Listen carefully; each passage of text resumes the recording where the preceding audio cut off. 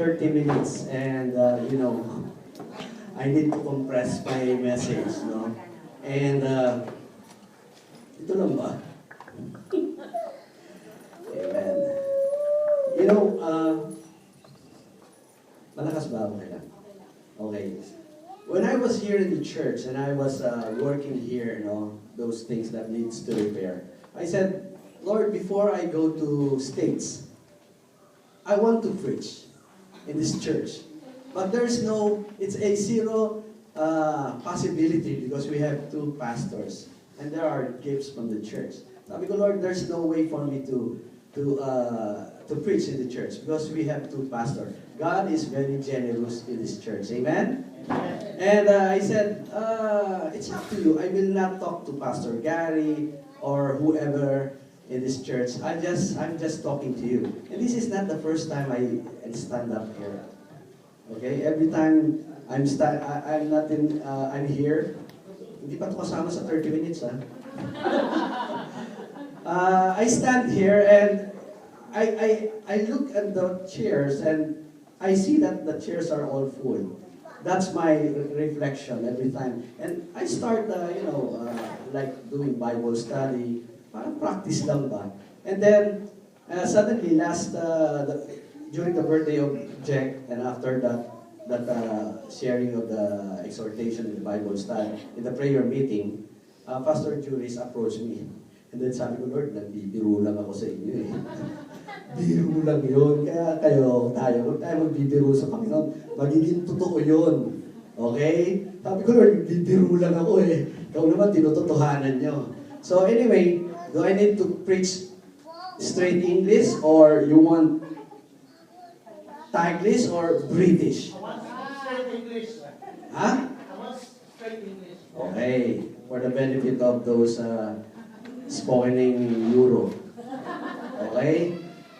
Okay. Now, the message I'm going to share to you is very most important thing in our life. Since the time we received the Lord Jesus Christ as our personal Lord and Savior, that's the time we know God. Amen? We have been singing praise and worship team. With the praise and worship team. We had been praying and we had been doing a lot of things for God. But without this topic I'm going to share you, everything is in vain. Baliwala po yun. Even though your heart is singing for God, even though you are crying for God, I don't know, God, take it away, but without this topic I'm going to share, everything is in vain. Now, before we begin, let's pray for the children. Okay? The children is right over there. Bago ko makalimutan. Let's pray. Heavenly Father, we thank you for this wonderful, glorious Sunday morning. Everything is well, good, the weather is fine, the sun is up, and we are here ready to listen to your word. We have done to sing for you. And Father, may you envelope your children with your love and protection and knowledge and wisdom that they will learn. And of course, Lord, also be with us in this wonderful message that we want to learn from you, including me, O God. And we thank you in Jesus' name. Amen. I don't want to extend 30 minutes baka tumaas ang bill, no? 30 minutes lang. Okay, now, Mitzi, can you show? I have 3 scriptures to read before I go to our main text. Let's just read. In Ephesians 2:8, let us read. For it is by grace we have been saved through faith. Let's stop to that. Another verse. Hebrews 11:1.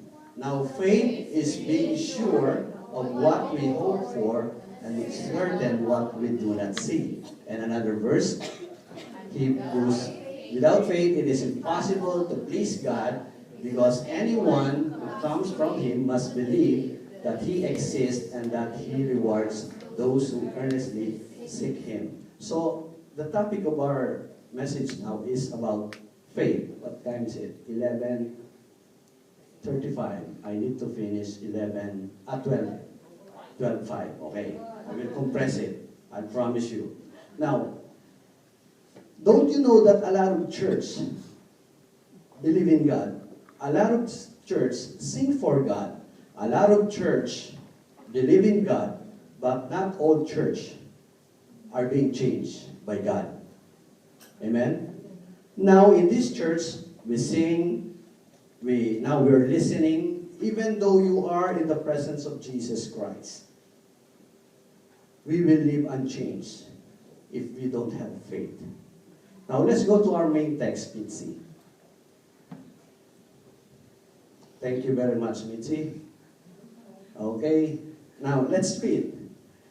In Luke chapter 5, verse 17 to 21, let's read. One day as he was teaching, Pharisees and teachers of the law, who had come from every village of Galilee and from Judea and Jerusalem, were sitting there. And the power of the Lord was present for him to heal the sick. Some men came carrying a paralytic on a mat and tried to take him into the house to lay him before Jesus. Verse 19, when they could not find a way to do this because of the crowd, they went up on the roof and lowered him on his mat through the tiles into the middle of the crowd, right in front of Jesus. When Jesus saw their faith, he said, "Friend, your sins are forgiven." The Pharisees and the teachers of the law began thinking of themselves, "Who is this fellow who speaks blasphemy? Who can forgive sins but God alone?" Now, I like the word faith in our life. Without faith, it is impossible to please God. We can sing songs to God, we can pray, but without faith, it is impossible to please God. Last 1900, there are 2,000 religion. Sino totoo? And God said in John 14:6, "I am the way, I am the truth, and I am the life. No one comes to the Father except through me." So here, faith is really very important in our life. You know, in Matthew, it's not my text. In Matthew 7:21, it said, "Not all who call to me, Lord, Lord, will enter to the kingdom of God, but those who does the will of my Father." And if you read the following verse, many will say, "Lord, I have prophesied in your name. I have did some wonders, miracles." And the Lord said, "Away from me, you evildoers, you who practice lawlessness." Now, the title of my message is, "How does faith affects my life to others?" Again, how does faith affects my life to others? Now, I will not mention some Bible big names in the Bible. Moses, Elijah, who else? Who did a lot of Abraham, not Abraham Villaseñor, Abraham, okay, Brahmi siya eh. So, I will not mention those things, but I will mention heroes of faith in this church. Would you like that? Eh, hindi ko nakakasama si Abraham eh. Si Abraham nakakasama natin, si Abraham. I've never been with Moses. I not live in those Old Testament days. I never been with David. I never even touched. But if I say, "Oh, I touched Pastor Gary. Oh, I've been fellowship with Pastoral Juris, with Ate Weng, with Flory." Nakaka-connect, right? When it comes to faith, we can say, "Oh, Brother Toto, Moses has a great faith. No? I only have, I don't know if it is small faith but the Bible says, even though you have a faith like a mustard seed, you can command to the mountain to jump into the sea. Those impossible will be possible." Amen? Amen. Now, let's go. I made an acronyms of faith. And this is what we need to learn, the principles of faith. Acronyms. Number 1, letter F. Faithful or faithfulness. Amen? I told you, I promise you, I will not mention some big names, big characters in the Bible. But in this church, there are people who are faithful. For 1 minute, I'd like to call your names. For 1 minute, ha? Bilisan nyo. I will start to Brother Romel. Tayo, for 1 minute. Brami, Arthur,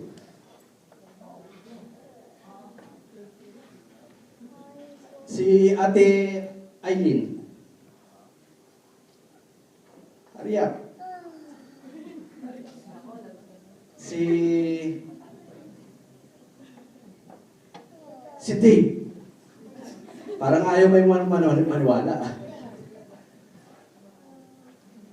Si Pastor Gary. Stand up. At si Pastor Juris.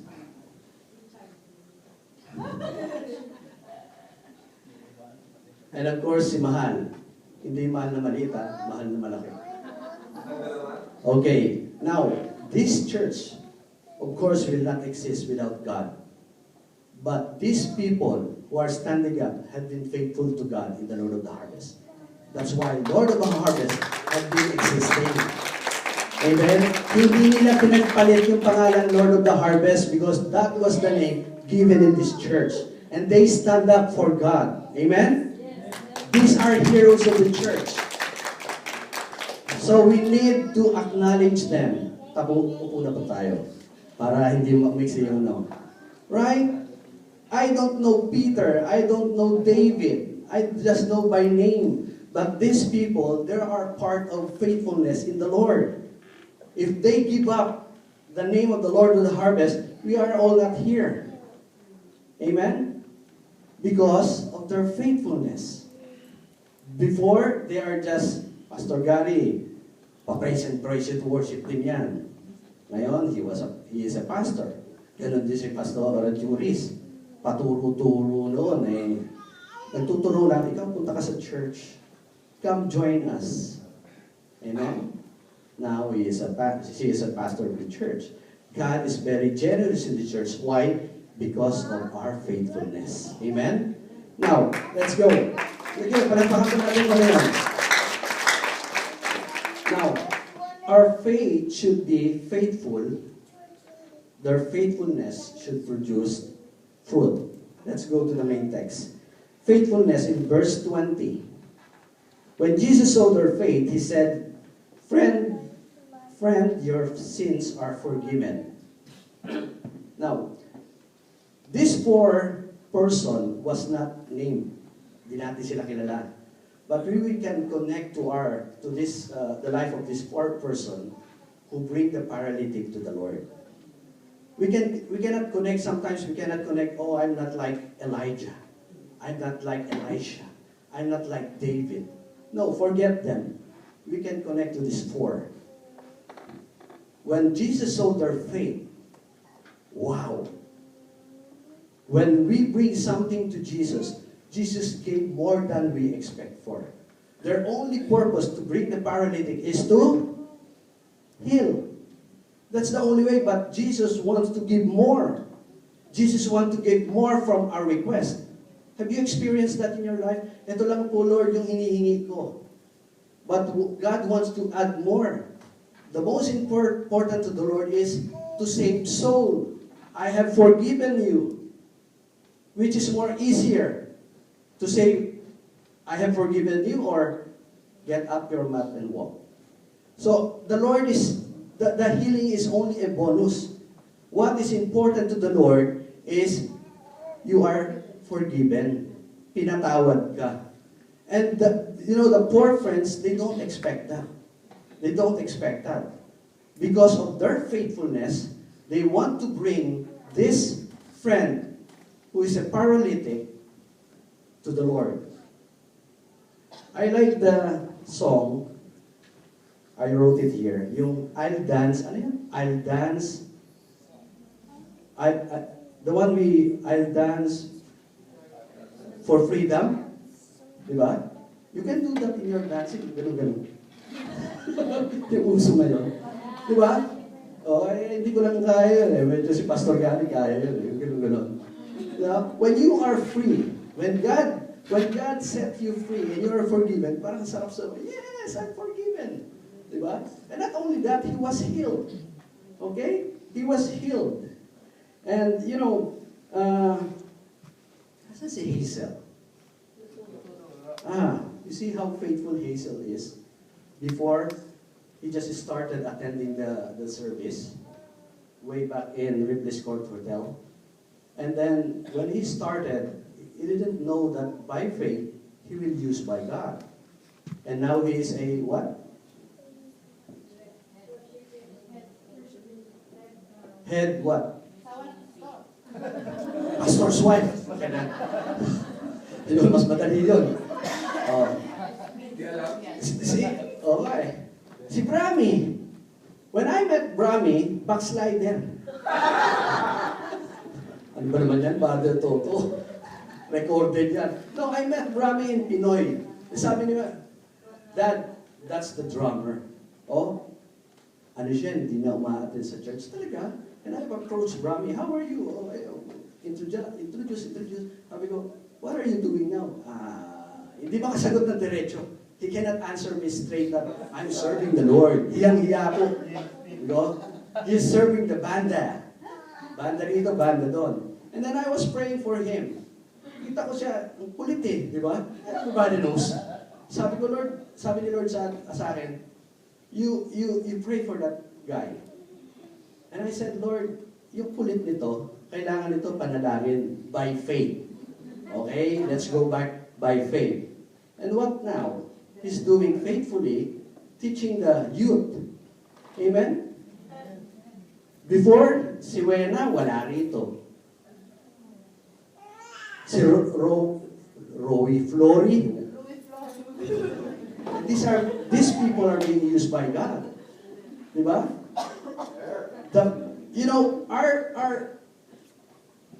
Our faith should produce fruit. Our faith should produce fruit. Salamat sa buhay ni Christine nandito. I shared the gospel to Christine before going to the Philippines. Sabi ko, Lord, baka mag-crash. Totoo po yun. And I shared the gospel to him para at least absuerto sa impyerno. And I shared the gospel. And he didn't go to church, but I continued praying by faith, and now he's one of the teachers of the kids. Amen. It's because of faith. Without faith, it is impossible to please God. Whatever we do, even though we are in the Bible study standing or praying, look at this. Let's go to number 2. Mitzi, attitude. Our faith needs attitude. Even though we have a strong faith to God, but your attitude doesn't change. Never. Let's go to the verse. Verse 17. No, verse 21. Attitude tayo. The Pharisees and the teachers of the law began thinking of themselves, who is this fellow who speaks blasphemy? Who can forgive sins but God alone? I'll go back to 7:18. Some of men came carrying a paralytic on the mat and tried to take him.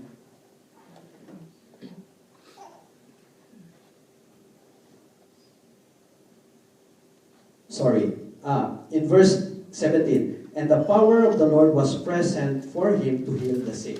Okay, now, here's the scenario. The Pharisees and the teachers of the law are there sitting. Okay? Now, even though we are in the church, even though we are in the presence of Jesus Christ, unless our attitude and our approach will determine the result. They don't have faith. What they have is only theological arguments with Jesus. Sino yan? Sometimes we're like that even though we are Christian. Sino yan nagpe-preach? Hindi ako nagpe-bless dyan. Di ba? To be honest, we are like that. Sabi ko nga, Lord, eto ba i-preach ko? Yes, i-preach mo sa sarili mo yan. Sabi ko, Aray ko. Yeah, to be honest.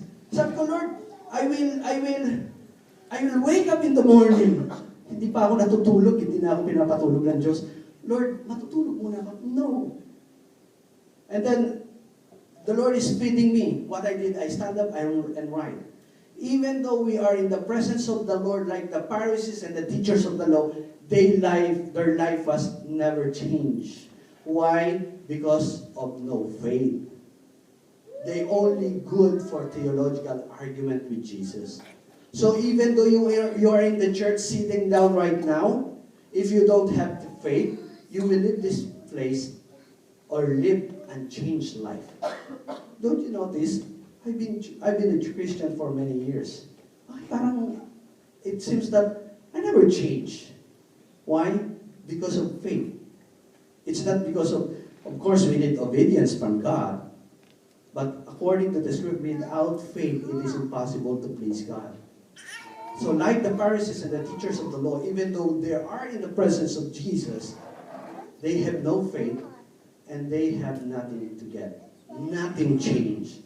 I hope in this church, our life, our walk with God will walk by faith and not by sight. Amen? Third, hello, 10 minutes. I want to mix the letter I and time. Increase and time. Okay? Before I go to this, in our attitude, whatever God entrusts to us, talent, skills, in the music ministry, we need to avoid 5 letter C's. Letter C's, what are those? Compete. Don't compete in the ministry of God. Don't compare in the ministry of God. Don't complain in the ministry of God. Don't criticize in the ministry of God. Ako magaling, siya mali. Matagal na akong Kristiyano, ito tama. It's not that way. Don't challenge everybody in this church, in the ministry of God. But we need to compliment. Okay? What is compliment? Yung magiging kabuuhan ka. Yung hindi kayong iraso lang ako eh. No. Everybody's part. God, Jesus is the head, we are the shoulders. And we are one government in the ministry. Trabaho. Now, let's go to I and T. Increase and time. I will compress this one. I, increase. Our faith should increase for the benefits of others. Let's go to verse 19. When they could not find a way to do this because of the crowd, they went up on the roof. Naku, daming tao, we cannot go to Jesus anymore. What we did, don't did. Imagine niyo yung si Duterte. You want to touch the Duterte o selfie. You cannot do that because of huge of crowd. Here, it's huge of crowd. They cannot go to Jesus right directly. But they don't stop. They need to increase their faith. They need to go up to the higher level of their faith. They don't stop. Tayo, daming tao, na tayo pumunta dyan. Umulan, punta tayo mag-fellowship. Ang hirap mag-visitation, it's hard to visitation. Mainit. Pag malamig, gusto, init. No? We need to increase. What did they do? They went up to the roof. Do you think after going up to the roof, it's finished? No! Hindi pa tapos yun. When they went up to the roof, it's not yet finished. It's time for us to bring our friends to Jesus because this is the right time. Amen? This is the right time. We heard when Jesus is the healer. He done a lot of miracles. Before this, he healed the one with the leprosy. Okay? So, putok na putok yung name ni Jesus. And here's the 4 guys wherein we can compare our faith. Then they went up to the roof. After that, no more. Did they stop? Sometimes we need tenacious faith. Faith that doesn't quit. Amen? We don't quit. So I do believe, and I do believe you will agree with me, that these four friends went there without tools. Right? Hindi sila DIY. They went there without tools. They went there carrying this loads. Palagay natin, if the weight of that paralytic is si Kuya Romel, it needs 4 people. Brad, ang bigat mo naman. We need to increase our strength. We don't need to, gano'n lang. Because that is the time for us to bring people to Christ. We don't stop. And when they got there, cemento, tiles. During their time, yung roof, hindi naman roof, but it's a second floor, cemento. Try to imagine, be in that scenario. Cemento to. What will we do? Wala na, there's no way. But they continue. What did they do? Digdigin natin. We don't have tools. I do believe they went home. They spent time, they spent effort to do something for that friend. Why? Because they love it. Amen? Try to think. You know, I was trying to chisel the canal. It takes me how many hours for that small portion? Eto, tao po ang ilalagay doon. I don't know, maybe tatayo. Ulog na natin to. This is enough hope. Bring down to Jesus. But you know, when you chisel, I do believe si Brother Bo will agree. Try to chisel a cement. It's too hard. You need force. You need energy. Huh? It's not only this portion. It's a big hole. It's a big hole for you to do that for Jesus. Kung hindi mo mahal yung kaibigan mo, uwi na lang tayo next time. Lord, pwede ba next time? Kailan yung prayer meeting uli? Next time.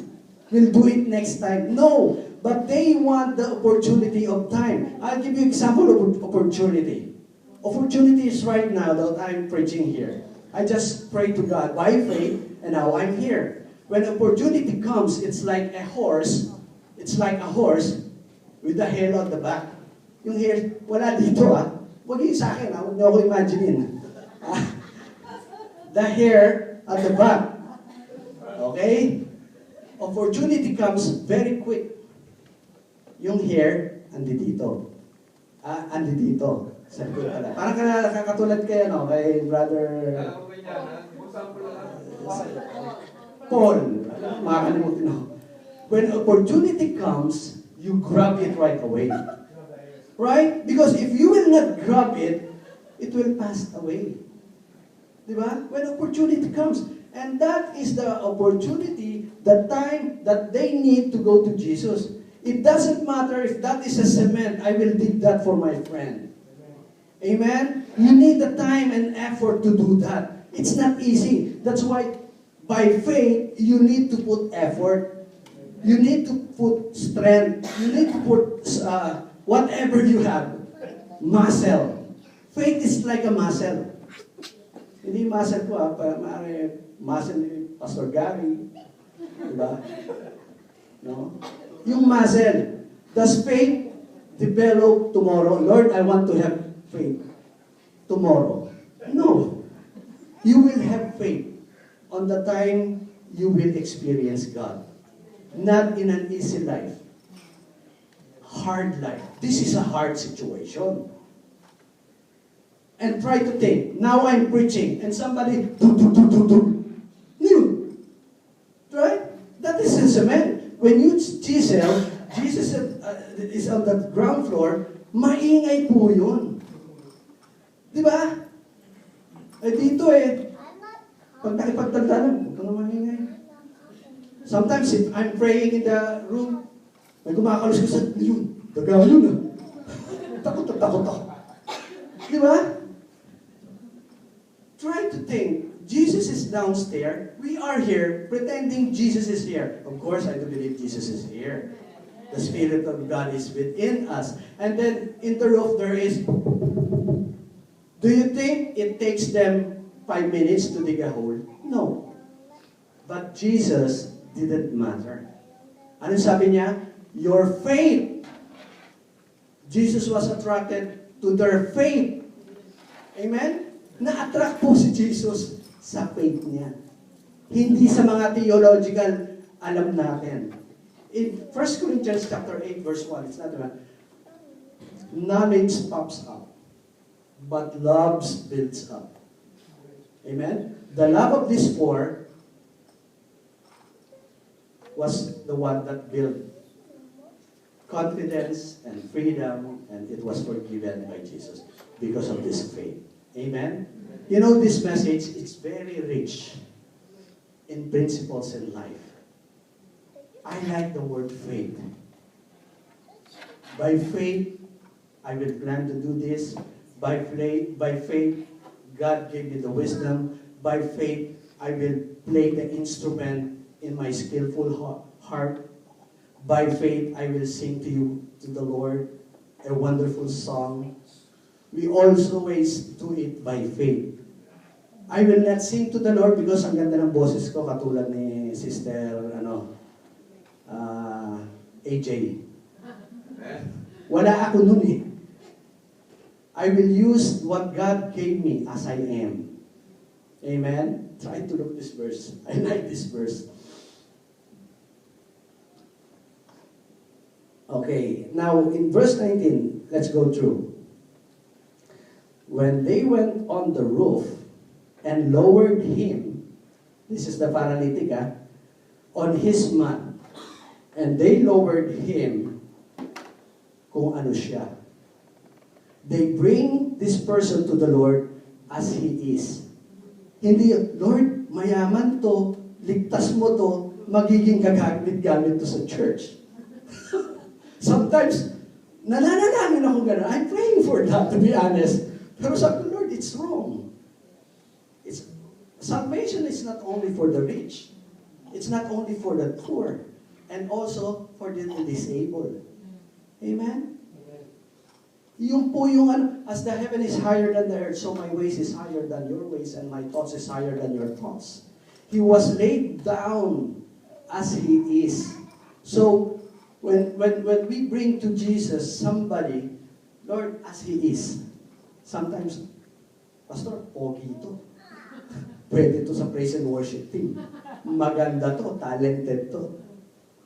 God never do that. We cannot do that for God.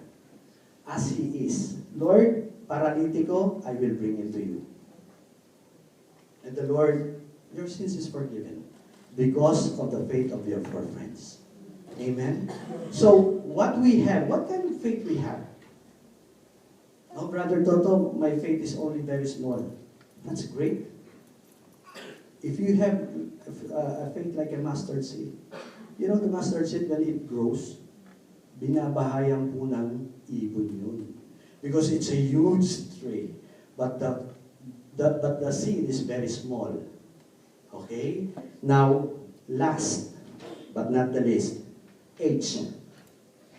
Hard work. I mentioned already hard work. It takes a lot of faith to do a hard work in this church. I was the one against to take this church. Why? Because I saw a hard work to do. Ayoko niyan, Lord. Ang hirap niyan. That's very hard. We need the hard work. Ang lalakas na nananalangin. Si Pastora, si Pastor Gary, ilan sila? Ilan ako? Isa lang ako. Outnumbered ako. O sige, this is the church. Some of you knows the history of this church. Alikabok does hard work, really. It's really hard work. It's not easy. When you are in the ministry of faith in God, it's hard work. Your assignment as a pastor or as a leader of the church or praise and worship team needs a great sacrifice. Hindi yung pa-easy-easy lang. No way. My life was not easy when I was small. My life was not easy. Even though I grew up in a decent family, I grew up together with the poor. Alay kay basura. That's hard work. I don't need it, but I enjoy it. And, you know, the Lord said, come. Para ako si Peter, come. O sige.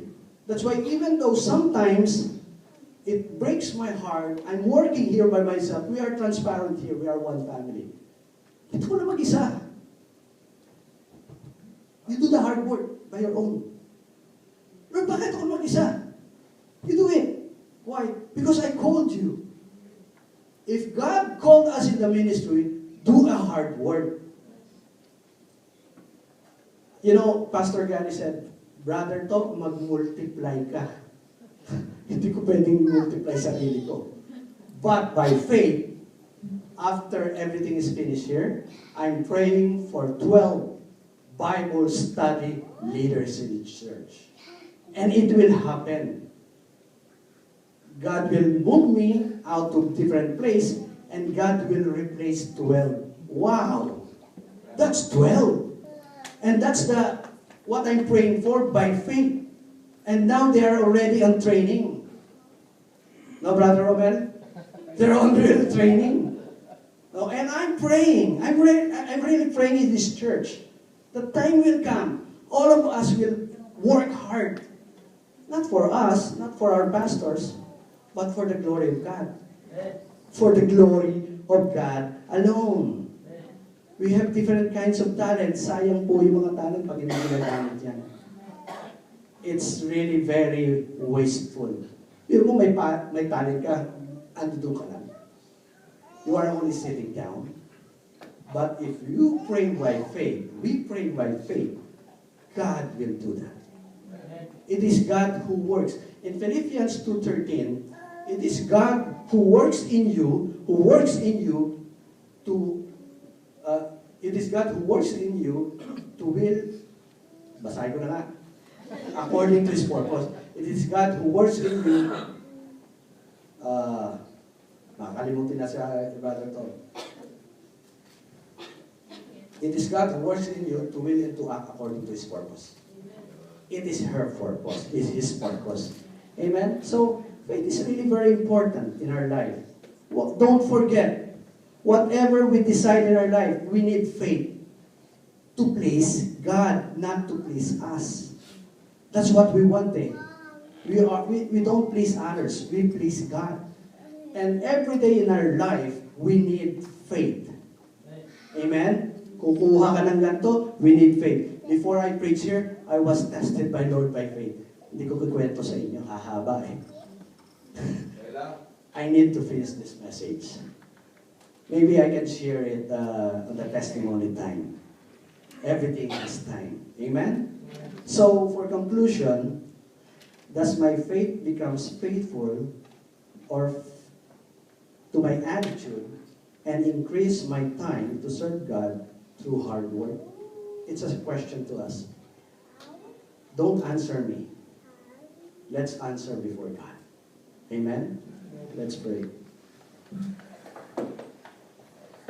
Lord, we thank you for this wonderful day again, oh God. Thank you for the message, that this message is all for us, Lord, including me, oh God. Thank you, Lord, that you have given us a saving faith, and we don't stop to there, oh God. Thank you, Lord, that every day in our life we will depend on you. What matters, Lord, we need faith, because faith will please you. We thank you for this wonderful morning. We thank you for every day who are here. We thank you that you will bless each and every one. And we pray, Lord, that you will increase our faith based on the circumstances that we will experience from you. Lord, we love you so much, and this we pray in Jesus' name. Amen.